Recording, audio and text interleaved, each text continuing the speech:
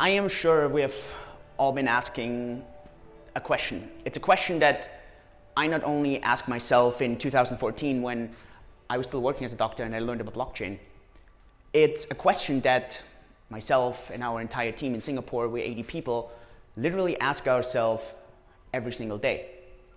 Namely, what's going to be the next killer app on the blockchain? What's going to be the killer app on the blockchain? What's going to be the application of the blockchain that's going to transform decentralization in a way that nothing else has transformed it before? Almost 10 years ago, it was Bitcoin. Last year, it was ERC20 tokens, smart contracts, ICOs.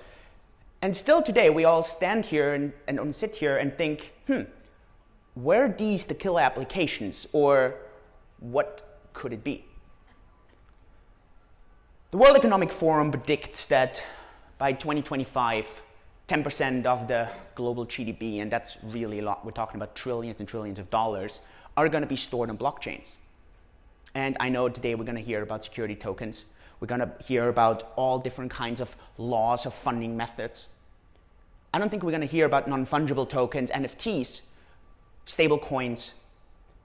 Very interesting topics. But are any of those going to be the killer app? And if not, what could they be? Tim had a very interesting introduction about the internet. And it's something that I love to look back. The internet is the time that I grew up.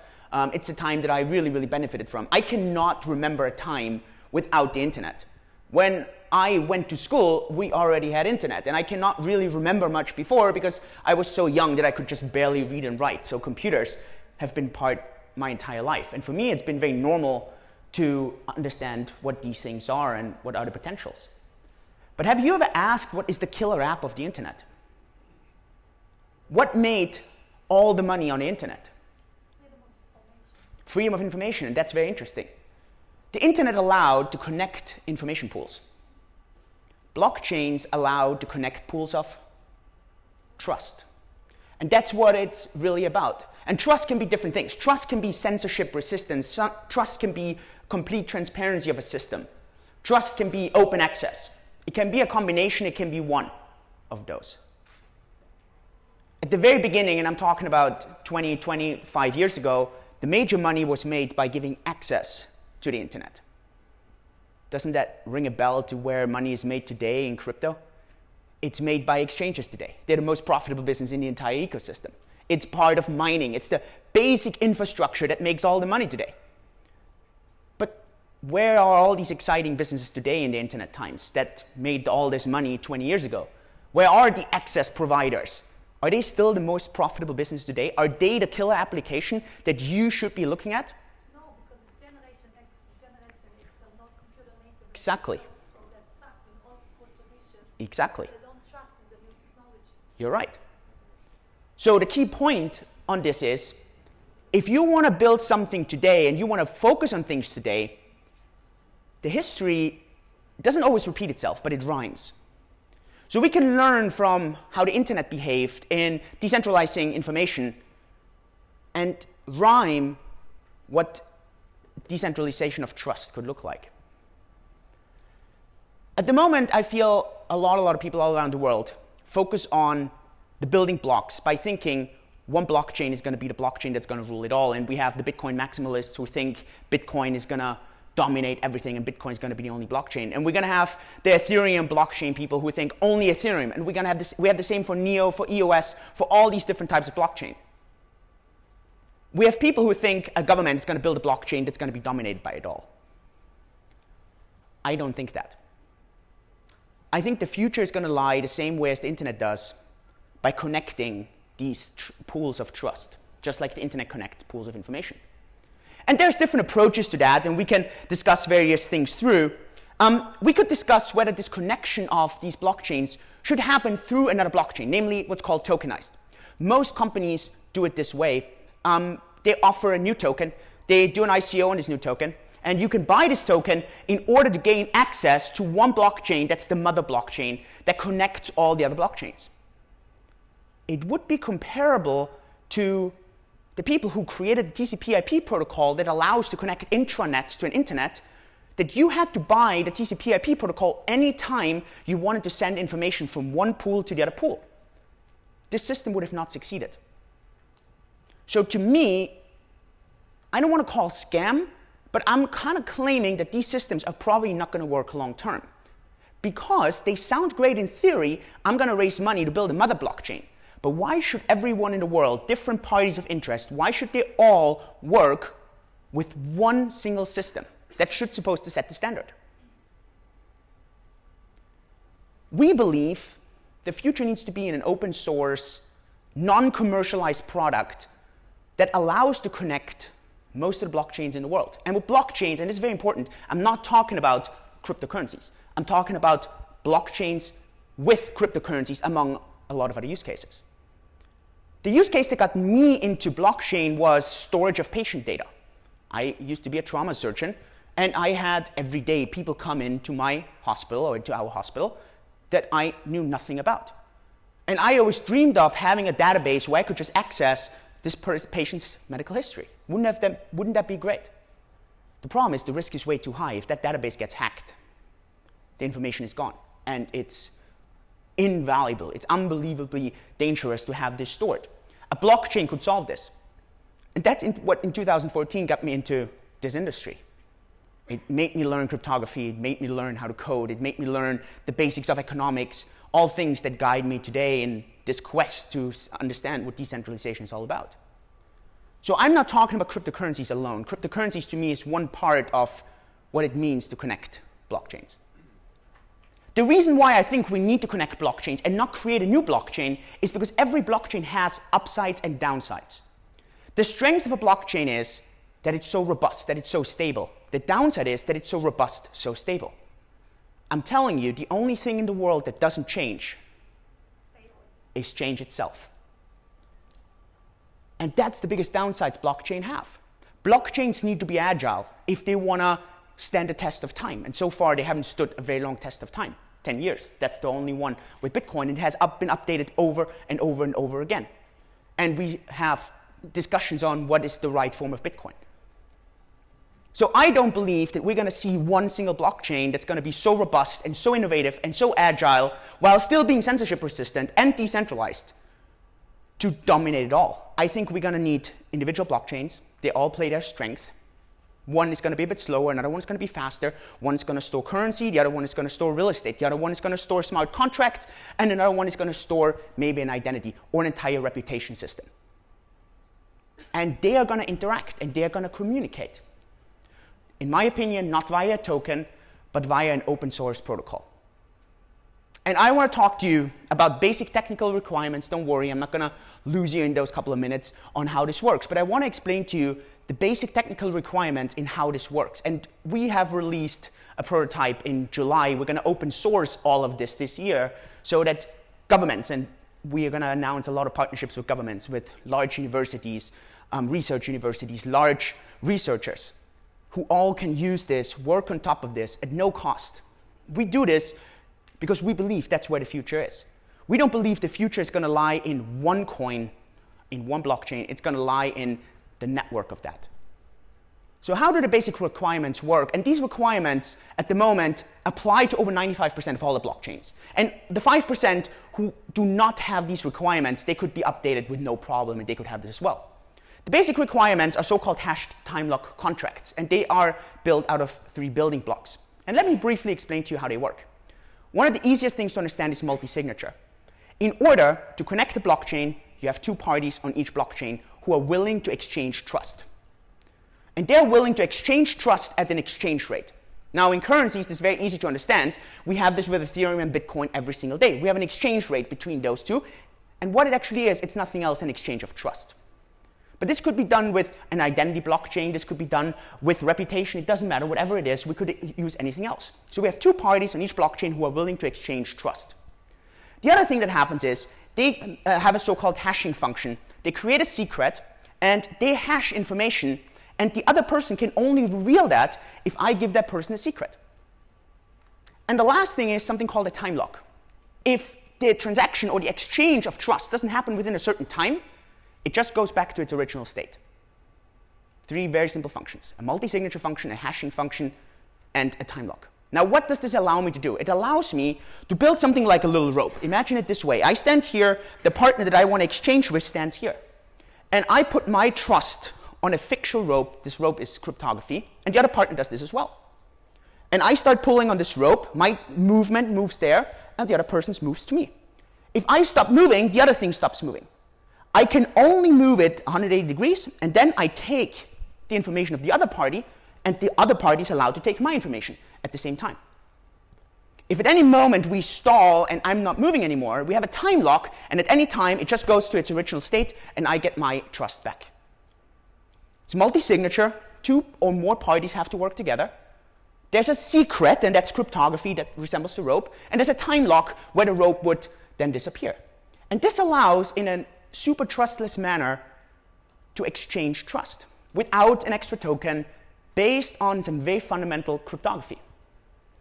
We're even at the moment working on something, for those of you that are really geeky on this, working on something called scriptless scripts, which would even go a level lower, where we would only work with elliptic cryptography, which is the next level. And I think nowhere in the world this has been applied yet, but it has been theoretically thought through, and it would be a very, very, very interesting application for Comet in this case. This is just a bit of a side note. For those of you that are very technical, go to comet.network, and we wrote a white paper over 2 years ago on that, and we have all our updates on that, so that's comet.network. Now, what does this allow us to do? It allows to connect blockchains. Every one of those pools is a blockchain. We're not defining if this is a public or a private blockchain. We are agnostic to that. As long as it has a hash time lock contract function, it can be connected. And as long as one person is willing to exchange trust with this person, it gets connected. Now, what does this allow us to do? It allows us, for example, this is a government. They want to give people access to Bitcoin. This government can onboard users here and then build trust with Bitcoin. So they can onboard any user into Bitcoin without actually onboarding them into Bitcoin. The user doesn't need to trust this blockchain per se, it trusts cryptography. The government cannot cheat the user out of their Bitcoin because it's all because of cryptography. One of the biggest downsides, in my opinion, on decentralization is its biggest upside, which is no one is in charge. But if no one is in charge, where does my mom go to in order to complain that she lost some Bitcoin? Well, she comes to me, but I'm not customer support. So who does she go to? No one. So in order to have mass adoption, we need to allow institutions to give access to a really vast network. Well, doesn't this remind you of the internet? Who of you here has ever built his or her own internet access? Built a server infrastructure with a hub to plug in a cable, maybe lay even the cable yourself so you have access somewhere? No one. We all use hubs that provide this internet access for us so that we have access to the entire rest of the world. In my opinion, that is what this basic infrastructure of blockchains need to be about. What this allows, and this is where we're starting to dream, because obviously, so far, this is the basic infrastructure that we have so far. We're going to open source it this year so that people can start adding their own blockchains and can start using it for their private blockchains, for public blockchains, for whatever they want. We're going to have libraries open, and everyone is going to be able to use that. But so now we can start to dream, because what this is going to allow to do with trust is the exact same thing what happened with the internet information. It allows to work on 3 factors, the triangle, which is security, cost, and speed. And we're going to have a function where we could say, for something, I want to have the highest possible security. I'm okay in not having the highest speed, and I'm okay in not having the lowest cost. But I really want highest security. On some other things, I say, you know what? For this transaction, I want to have this instant, as fast as possible, at the lowest fee possible. And this routing, and that's where it gets very interesting, is going to allow that. Just like in the internet, the routing is the key thing. Now, what this could look like is, for example, a real estate transaction, where an identity blockchain interacts with a real estate blockchain, interacts with a cryptocurrency. And it all interacts in a trustless manner. And the transaction could happen within a millisecond. But this doesn't only affect real estate. It would affect anything. And Dennis spoke about some very nice examples at the beginning. Things that are going to get disrupted, law, and so on. But for this, we need to have a connection and a uniformity. Now, obviously, this brings me to this question. So what's the killer application? All of this is open source. There's no money to be made. We're just spending money on this. What's the killer application? The killer application, to me, is exactly what it is on the internet. It is not the foundation layer. It's the next layer. And whether you call this layer 2, layer 3, whatever you want to call it, this is where the killer application, in my opinion, is. It's what we call price discovery, SEO, social media. These things will occur in trust as well. So what I can highly recommend to you is not to think so short term. Don't think only of transaction fees. Don't only play the short game. It's going to work right now, and we're playing this game as well at 10x. We have a crypto debit card where people can spend crypto, and we make transaction fees, and people can convert their crypto, and we get transaction fees. This is the short game that works really, really well right now. It is what AOL did in the US, and then at some point they got bought out because they made no more money. This is what all the internet providers do. But you need to have a strategy that's going to be very interesting 5, 6, 7, 10 years down the line. And Comet is going to replace a lot of the existing infrastructure in that sense. So if you are in a business that banks on one party not knowing or not trusting the other party, and you're just banking on this missing trust, and you're the middleman or the middlewoman to connect and build trust, be really careful, because I think in 10 years, you're not going to be able to bank on trust. You need to bank on a service. And in my opinion, this service needs to be on the next level, on the next layer. Now, we have a lot of ideas on what this next layer could look like, and that's why we are investing at the moment into this open source infrastructure. We have a lot of thought, and we have bought a lot of people all around the world who have been very influential on the internet and who are hopefully going to help us in building some really, really nice next layers there. I personally believe today that in 10 years, looking back, the companies making tons of money, and with really tons of money, are those who are not going to be working on the short game, but who are going to be working on the long game, and who understand the crypto dynamics, the decentralized dynamics that can happen in such a system. On different places, obviously. The Googles, the Facebooks of the world. The vision that I have there is, hopefully at some point, we're going to be able to, with our mind, communicate with the blockchain. The blockchain can identify us uniquely, not through an iris scan, not through a fingerprint. All this is fakeable, but directly with our mind. And I don't think we're far away from that. And if this is possible, then whatever I'm interested in doing, and it could be that I just want to pay something in a store, through AI and through this connection, I'm just going to pay. And I'm not thinking about in what currency I'm going to pay, because I'm just going to pay with value that's stored in blockchains. And it's just going to get taken from there. It might be a little bit of gold, it might be a little bit of Bitcoin, it might be a little bit of Ethereum, it might be new tokens, for example, non-fungible tokens. Questions I'm going to answer afterwards. These are possible ideas that I think very, very, very few people are thinking about how this could be executed. Maybe it is because real estate gets tokenized, and there's one house that's worth $1 million, gets tokenized into 1 million token, each token is worth $1, and instead of me going and spending $5 for a Starbucks coffee, I pay 5 of those little tokens, and I never actually went into dollars, but I got my rental income every single day. When people talk about how crypto is competition for fiat, people think that Bitcoin is going to replace fiat, and I don't think that crypto will replace a governmentally issued currency. I don't think so.